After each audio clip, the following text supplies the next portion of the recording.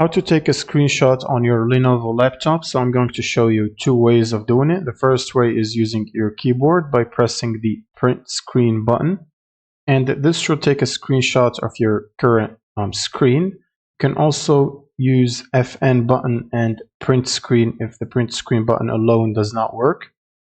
And once you get the pop-up of the snip and sketch tool, you can click on new and use this tool to take a screenshot of your entire screen or a part of the screen as you use this to select the part.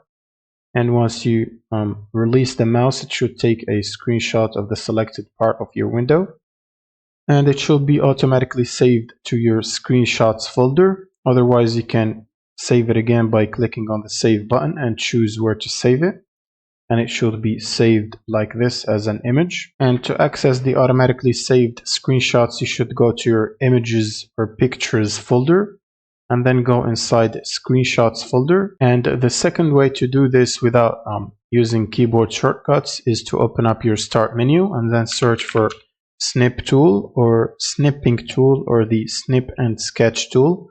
Open it up like this and then click on the new button.